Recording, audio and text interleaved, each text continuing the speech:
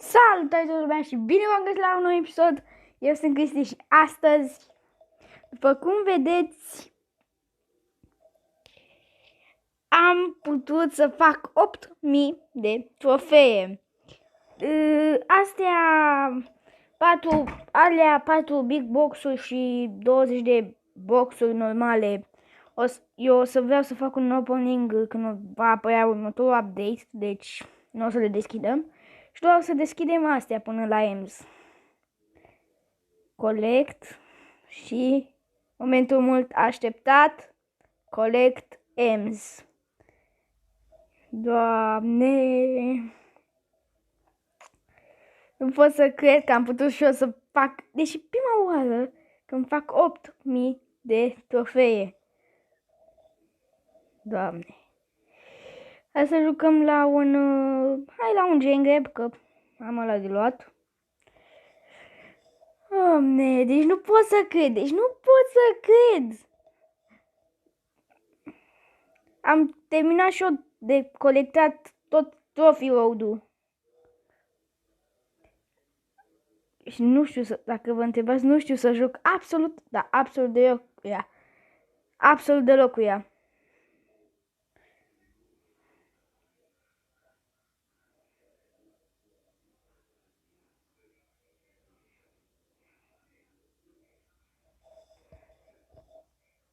Ok. Să mor sau nu? Nu. Ultimata, habar n-am cum să o folosesc. Știu ce face, dar...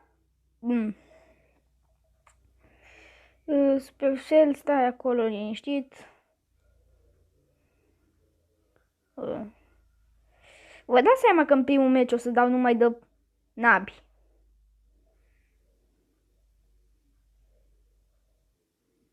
Ai. Deci, da. Mi-am cam mirosit ultimata. Dar mult noroc, omoră-mă. Hai, omoră-te, pe rog. Deci primește câte 200 damage când este în ultimata mea, gen. Tare. Primul meu meci cu EMS a fost o victorie.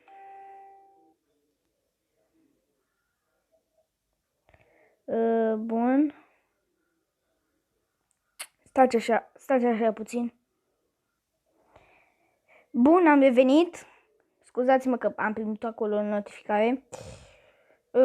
Deci, după cum vedeți, mai am doar Frank și Bea de la Epice, Jean, Max, Mr. P și Sprout de la, să le zic, mitice. Și mai am Spike, Rău, Leon și Sandy, adică toate legendarele de luat. Doamne, hai să jucăm la un Barba și după aia la un Bounty. Credeți-mă, sunt foarte fericit că am putut să ajung la 8000.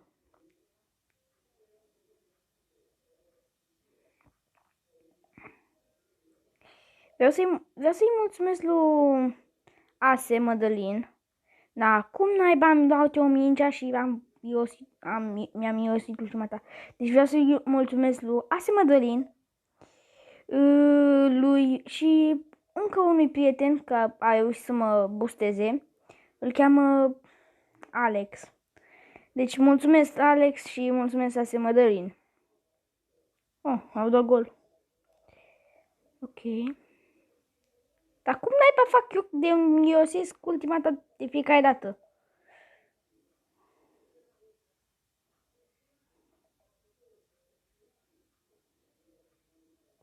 Uite așa.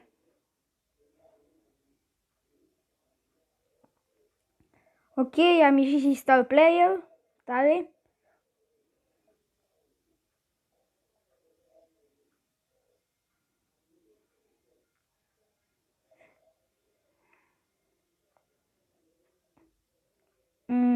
Bounty am zis.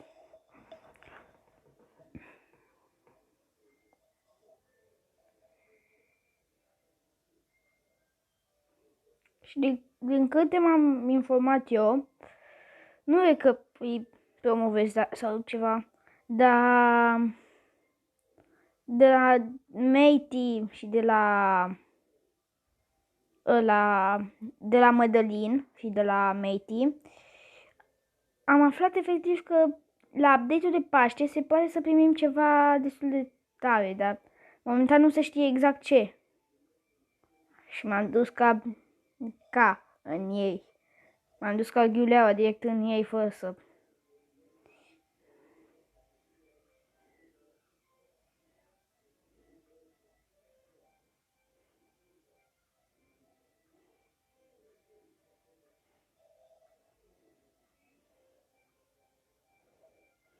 Ce ai făcut, tată?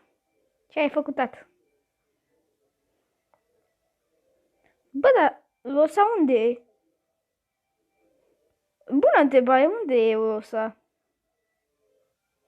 Olo, Tudore, te-ai găsit tu să-mi dai mesaj.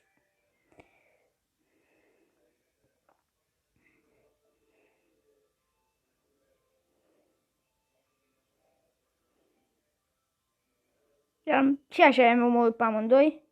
Tu și tu încoa.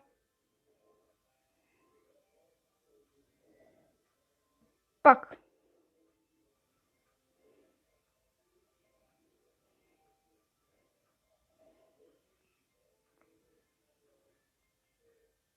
Păi, chiar îmi place de Ems. Îmi place cum se joacă, cum... Bun. O să trecem cu A. Mă rog, acum zic asta pentru că abia am luat-o pe Ems, dar când o să cresc într-o ferie cu ea, gen pe la rang 15, nu o să mi se pară deloc, nu o să mi se mai pară deloc OP. Bun, iar star player.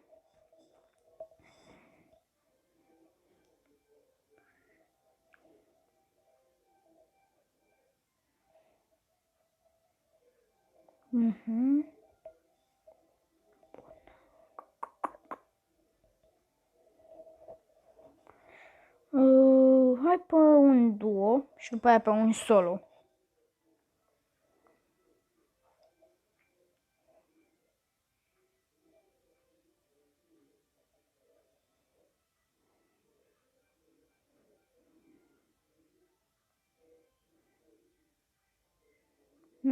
Dă tu cutia aia jos.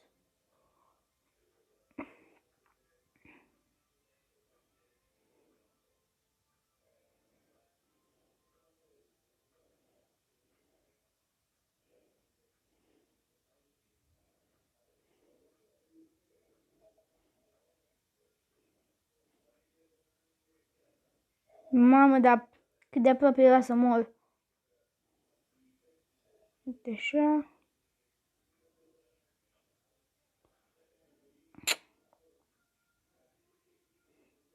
Ăsta unde se crede? În buș?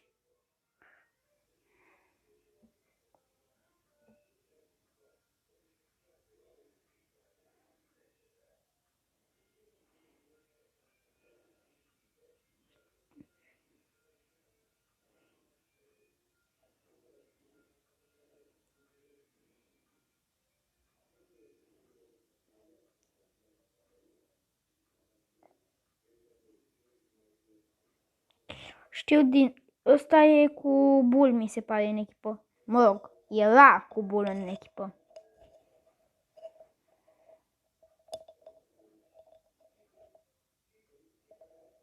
Rang 4.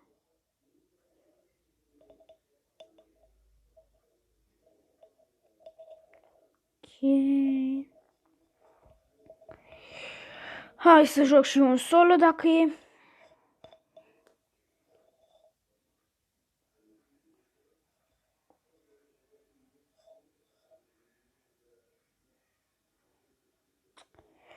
Bă, sincer, momentan din câte văd, e destul de OP. Asta dacă știi să joci cu ea și eu nu știu.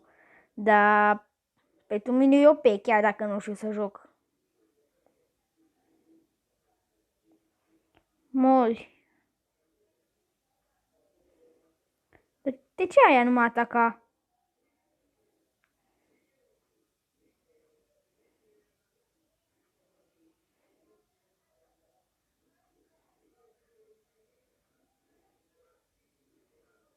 Ce, mă? Hai, vino încoa, vino, te provoc.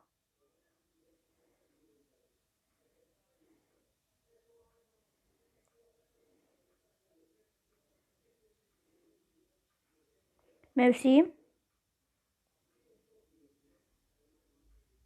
Ce, mă? Te pui cu mine? Te pui cu mine, am zis? Praf.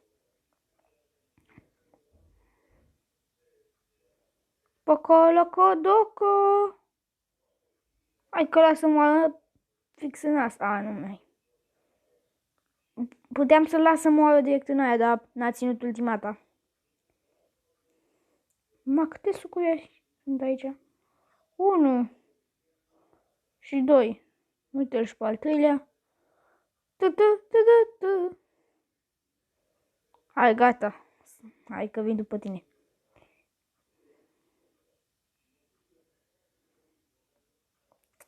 Da, ce să mai... Ce să mai zici? Ce să mai zici? Ce să mai vorbești? Că te rupe.